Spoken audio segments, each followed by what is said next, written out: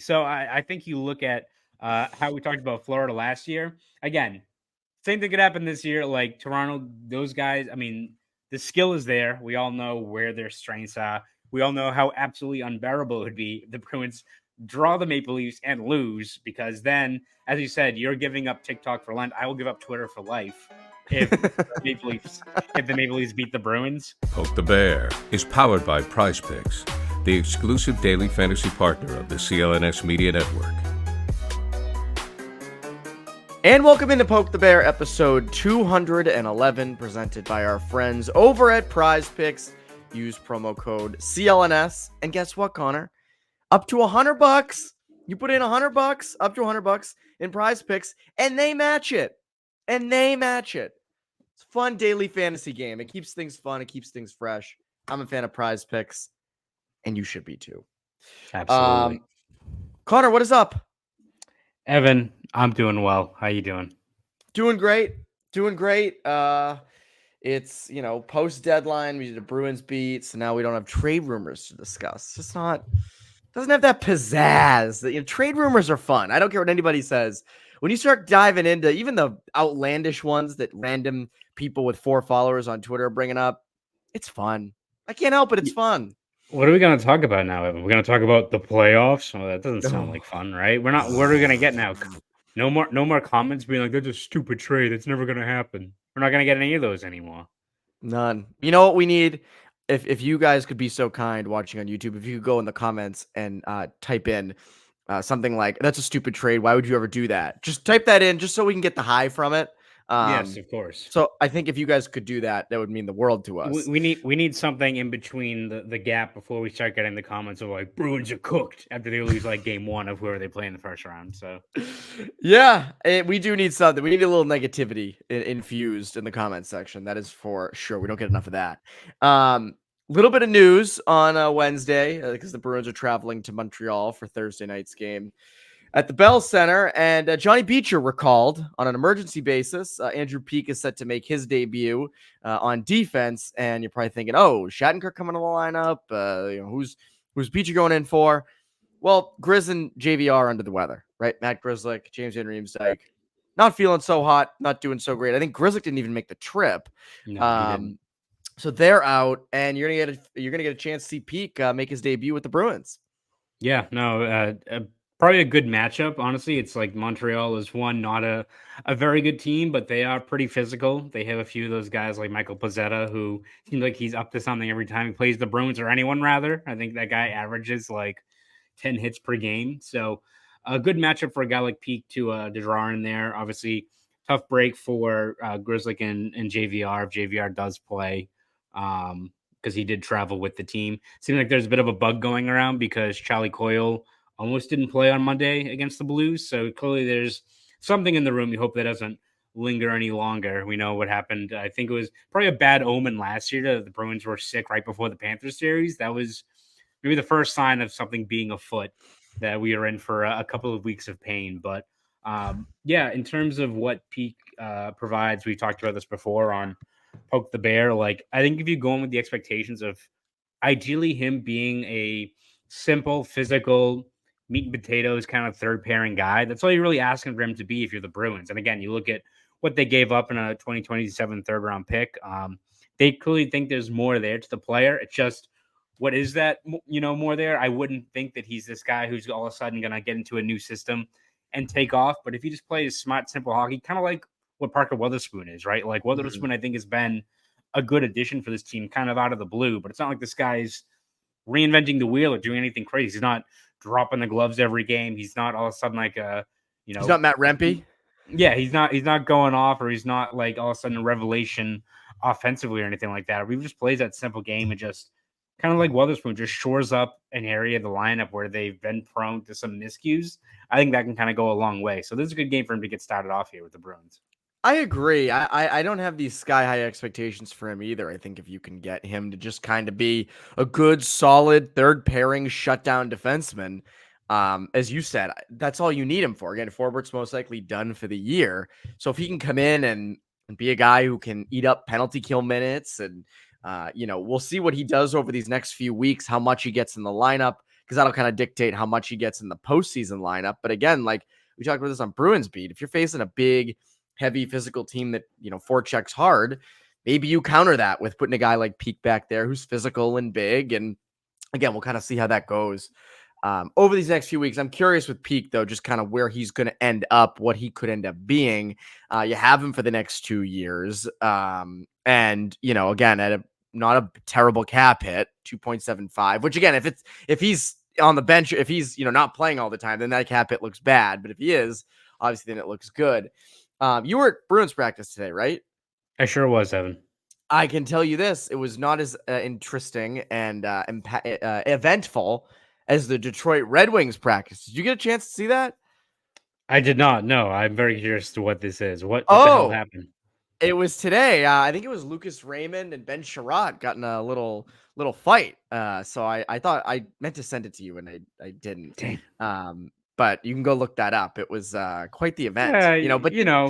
Emotions raised. It's like how every NFL training camp, it's like it's a big deal every single year when it's like the first week of August. It's like 95 degrees out. Everyone's miserable. People are passing out, throwing up. And there's always like the first contact drill and these like guys fight. And everyone's like, oh, it's a lot of competition out there. It's like, yeah, no, these are professional athletes. So again, don't have it happen that much in the NHL, but still, is it a complete outlier? Get a little cross check, maybe an inadvertent slash. Gonna be a little pissed. Did I could be misremembering. Was it in 2019 the St. Louis Blues had like a fight in practice midseason as they were kind of tumbling down the standings? And then everyone's like, oh man, that team's falling apart. And then obviously what happened. Or am I like completely imagining that? I mean, considering that team had guys like Jordan Binnington on the team, I can only imagine someone probably gave him like a piece of gum that he doesn't like. Someone gave him Big Red for practice and he probably slashed them at the ankles or something like that. That's probably what the case was. I don't know for sure, but there's ever a team where with the way they're built that would get into a routine practice fight, I feel like it would be the 2019 St. Louis Blues. I looked up Blues 2019 St. Louis Blues 2019 practice fight. 4 years ago, brawl breaks out at Blues practice, and it was December 10th, 2018. So that was when they were really bad. They were not, they were nowhere near the playoff picture. Nobody had them on their radars. There were Braden Shen to the Bruins rumors, which were hilarious. And I think it was between Zach Sanford and Robert Pertuzzo. So, and then after a few punches, they discovered the power of friendship, and that carried them to a title. Crazy how that worked. Bruins should have had a practice fight that year. Yes. But I agree. That stuff happens. I mean, they're competitive, they're grown men, and they're also teammates. They'll get over it like tomorrow or after. So they'll be fine. They'll be okay. Speaking of fighting, Pat Maroon, not quite skating yet. He has not made his way onto the ice. What are you hearing from the Bruins on kind of what his status is? Yeah, it's kind of odd the way that it was, Montgomery phrased it. So Pat Maroon, when he spoke to us on Saturday in his first media availability, pretty much said he's still a ways away, didn't have a definitive timeline in his return.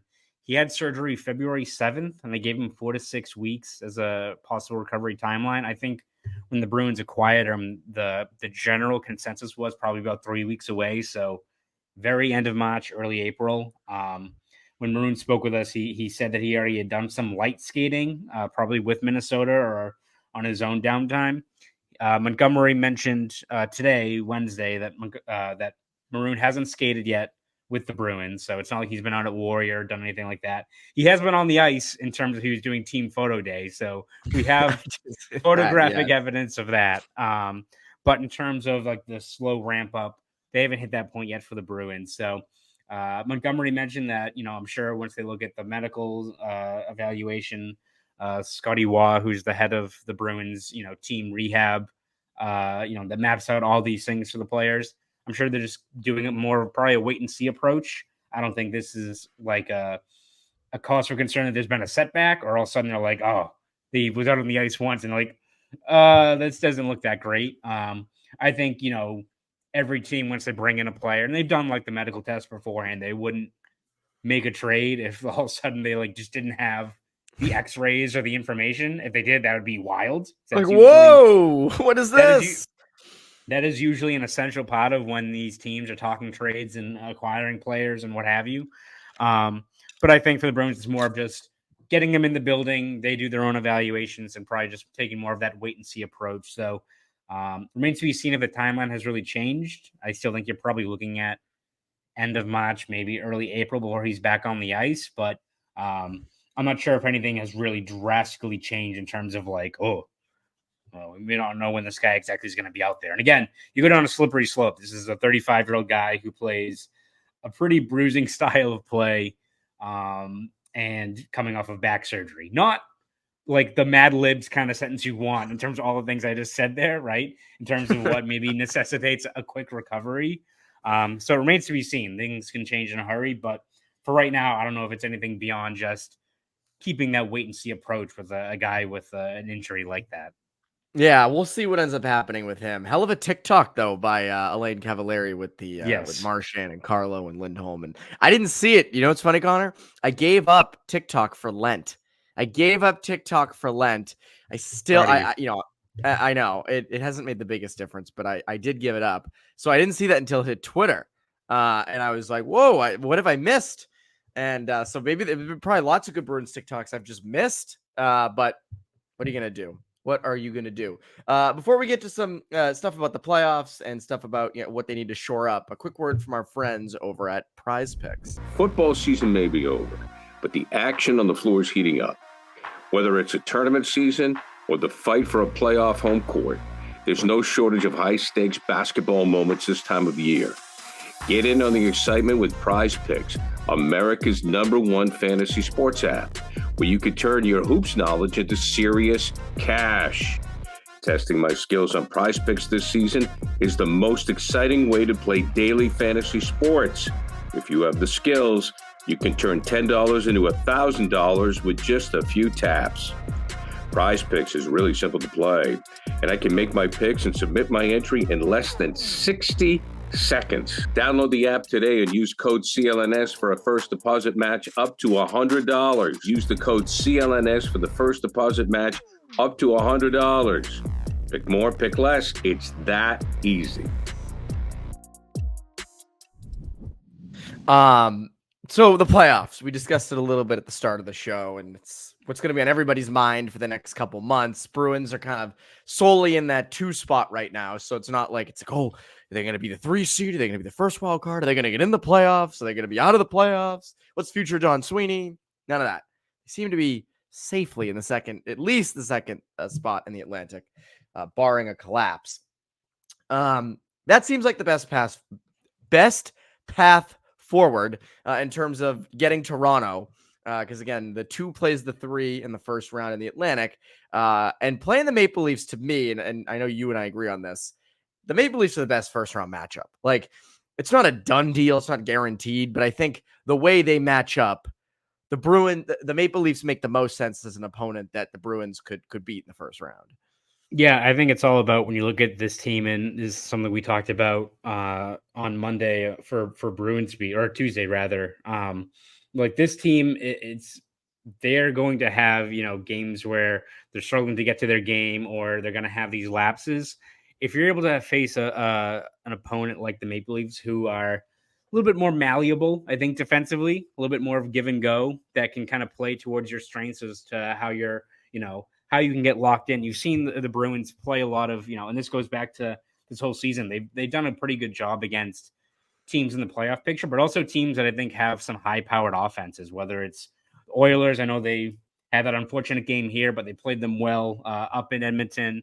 The Panthers they've been up for again. That's a team that can score in bunches.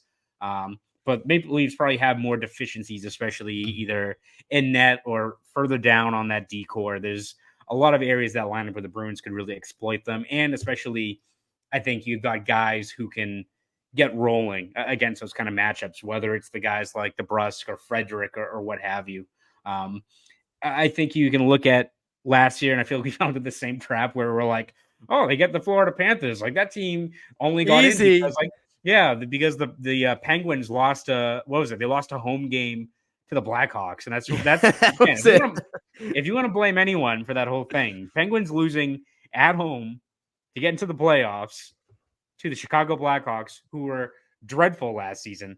Blame them for that. But we looked at Kevin Dean revenge. That was a Kevin Dean masterclass. Yes. Exactly. So I think you look at how we talked about Florida last year. Again, same thing could happen this year. Like Toronto, those guys, I mean, the skill is there. We all know where their strengths are. We all know how absolutely unbearable it would be if the Bruins draw the Maple Leafs and lose, because then, as you said, you're giving up TikTok for Lent. I will give up Twitter for life if the Maple Leafs beat the Bruins. But I just think you look at the alternative routes here, where let's say the Bruins move up to the 1, bump out Florida, and all of a sudden you're playing a team that, again, like those wild card teams, if you're playing like the 2 seed wild card, again, maybe you're facing you run the risk of a team that was further up in the standings and they're playing at a poor level going in, but also you run the risk of playing a team that was getting hot at the right time, like the Panthers, right? Like, or Buffalo's like 5 points out of the wild card. yeah, Buffalo's playing well. You've got like the Islanders who are in that mix now, and that is a team that is extremely boring but has good goaltending, can kind of uh, get you into a little bit of a slog, and all of a sudden you're down 3-2 in a series, and all of a sudden like Sorokin goes off, right? Like, I just think you look at some of these other matchups the Bruins could be going up against when we get to April. I just think if you're looking at just how the Bruins can get to their game, can exploit the other matchup, and can kind of, I think, build some momentum. I think that's the biggest thing. Once you get past the first round, everyone's, has punched their ticket. Everyone's feeling good about their game. You have to, if you've won 4 games in a series and you've beaten a good opponent, whoever it is. I think the Maple Leafs offer the best chance, not a guarantee, of course, but the best chance for this team to play to their strengths, feel good about their game, and kind of see what goes from there. At that point, you're probably playing the Panthers in the next round, and who the hell knows at that point, right? I agree with you. I would rather kind of play that stagnant 3 instead of a hot wild card team, because those wild cards, you don't know. Again, those teams get hot at the end of the year. I mean, you look at the Panthers last year. They were a team that had just come off winning the President's Trophy, but they lost a lot off that roster. But their play style was so effective towards the playoffs. And the Islanders have been one of those teams for a while. They always kind of find ways in the postseason. So I agree with you, Maple. And you know what? Bruins Leafs is awesome. Again, obviously if the Bruins lose is a different story, but just It's a lot of fun. It's a lot of fun. That's a fun potential 7-game series. So, and the Bruins would have home ice if they were the 2 seed. So you have that. It has not usually worked out for this team the last couple of years, but game 7, if it gets to that against the Maple Leafs, I feel a little bit better. I was just saying, beyond that, any other matchup? No, because we know what happens. The Bruins give up like a tip-in goal in the first period, and the whole crowd goes, and everyone's stressed out the rest of the day. Everyone's on edge, and it goes to shit. We know what happens, Evan.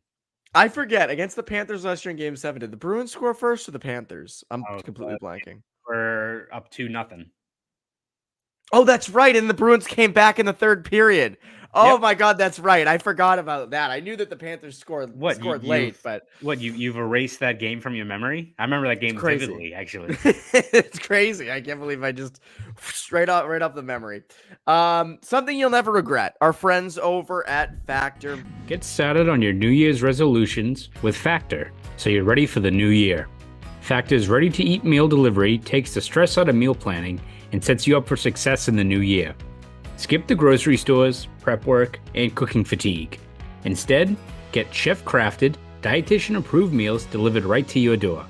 With over 35 meals to choose from each week, including options like keto, calorie smart, vegan and veggie, and more, plus over 55 weekly add-ons, you'll have a ton of nutritious and flavorful options to kickstart your resolutions. No more wasting time in the kitchen. Not only does Factor offer fast, simple solutions when I'm too busy to cook, they also help me stay on top of my goals. With offerings like Protein Plus and Keto, I can stay on track. This is definitely going to come in handy for my New Year's goals. So head to factormeals.com/poke50 and use code POKE50 to get 50% off. That's code POKE50. Factor Meals, your go-to ready-to-eat meal delivery service. And now, let's get back to the show. So one bit of lineup clarity, last year there was no bit of lineup clarity you needed cleared up for the playoffs. Everything was just kind of set, and we've talked a lot about that today, by the way. I feel bad for the listeners. But there's a few things I think that need to be kind of cleared up with the Bruins lineup going into the playoffs. What is your priority? I think for me, it's not necessarily the personnel out there. I think it's about finding which of your four forward lines is going to be your shutdown line, right? Because I think that's something that in years past you had the luxury of having these kind of fourth lines that were used to those really taxing D zone minutes. But you had guys like Sean Corrali and Nola Chari and Nordstrom and even like Garnett Hathaway last year. You had guys that No sick. were yeah, no sick. You had guys that were dependable. You could give them 10% ozone time and they could hold their own. They could kill penalties, slow down a top six matchup. This year, it seems like it's a little bit tougher to discern where that's going to fall, right? Like, are you giving those same taxing minutes to Jesper Boquist, who's winning 37% of his draws? I had to look at that. I had to do a double take. He's winning 37% of his faceoffs right now, That's which a is hell of that. You know what? I'm gonna a good tribute to push back on Patrice that. Bergeron. I was going to say it's a good tribute to Patrice Bergeron. That's what I was going to Sorry, say. I had to steal your thunder. I'm sorry, but you look at where Boquist is, and he has he can add a different element with like his speed. He's contributed offensively, but I don't know if you want to designate that as a shutdown line alongside guys like Brazo, who's again a rookie trying to find his own footing. I don't know if you want to carve that out for him. Now, if you have like Johnny Beecher, who's an emergency recall for the Bruins now, and he sticks up here and he can win some faceoffs, maybe then you kind of change it. But last year you had these fourth line stalwarts you could rely on. You had Bergeron, who's kind of more of your two-way kind of line. You had the Krejci line that's more of the offensively gifted line. How that kind of maps out for the Bruins, where whether that's the Coyle line's kind of the two-way line, whether it's like the Frederick line, I think you got to find out which of those groupings is going to be taking a lot of those really taxing minutes, because whichever one you decide, one, you have to imagine they're not going to contribute as much, but they're going to have an essential role, whether it's stopping the Matthews line, whether it's stopping, the Panthers line with like Matthew Tkachuk. Whoever it is, they're going to have a very, very tough time in terms of, figuring out who's going to draw those minutes, because someone's got to do it. And whoever the Bruins are going to be playing, whether it's Toronto, Florida, anyone down the line, you're going to have to rely on a couple of these guys to really keep you in the fight against some really talented opponents. So I think that's a big thing, is just where that identity is going to be. I mean, I like, you look at their lineup right now, and the line that makes the most sense, the line that is best defensively, is Coyle, Marchand, and DeBrusk. Like, it would be those three, but you want those three contributing offensively. And I think when you're a shutdown line, that's not an expectation. And then, you don't really do it as much. I mean, maybe you just go top line against top line and hope that your top line is better and you can switch that around. But I just look at what the Bruins have done in the past, and they've had some success with it, and kind of having a fourth, especially if you're the 2 seed and you have that home ice and you have that last change, sacrifice one of your lower lines to take down their top line. But I agree with you. They don't really, I don't know if their fourth line right now is carved out for that. I said it to you on Bruins Beat. Like, I don't think you're going to figure that out in the next month. Like, I don't think, those guys, Jesper Boquist is going to magically turn into a guy that could shut other teams, big top opponents down.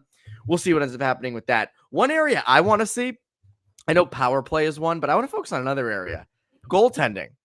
They were, Swayman and Ullmark were red hot to begin the year. They've kind of taken turns being up and down here and there. Swayman's kind of been the better guy overall. Ullmark was outstanding on Saturday. Swayman had a tough game on Monday. Getting those guys on this, both hot for the playoffs, I think is the big thing. Getting them in that groove to do the tandem, because I mean, freaking now you better freaking do the tandem at this point. But I think getting both of those guys right, those guys finding their games, nothing you can really do for that except, limit a bunch of high danger chances and, hope those guys can play well. So that's my one area that I want to see, because that's their biggest strength. If they're going to beat, if they get past Toronto, right, they're going to beat the Panthers or the Lightning or the Islanders or whoever with good goaltending. That's your advantage in all these series, right? You go and play the Hurricanes in the Eastern Conference Final potentially. That's your advantage. Rangers, the tandem's really got to elevate itself against Shesterkin, although I know Shesterkin's had some tough times this year. So goaltending's my big thing. It's kind of what I want to see ironed out the most. But I agree with you. The shutdown line is very important. Anyways, Connor, that's been this episode of Poke the Bear. What can the people look forward to from you over at the Globe and Boston.com? Yeah, we'll have you covered every step of the way this season. We're finally getting to the final stretch of the regular season, but we can now look ahead to the playoffs, look at lineups, look at matchups, all that fun stuff as we get ready to stress out and freak out over everything that happens the next coming couple of months. Will be a blast. Will be a fun time, Evan. You can read all of this stuff over at boston.com and the Globe. And if you want to follow me on Twitter, X, whatever it's called, you can do that at Conor Ryan _93. I remember the handle. We can all sweat the Bruins playoff run together, which I think is that's Yes. all the fans want. You know, everybody just nervous, stressed. That's that fun time of year. Right? I'm already sweaty, Evan. Let's go. Oh yeah, same here. It might be the room; it's just too hot. Anyways, that is Conor Ryan. I'm Evan Marinofsky. This is presented by Prize Picks. You poke the bear listeners. Have a great rest of your week.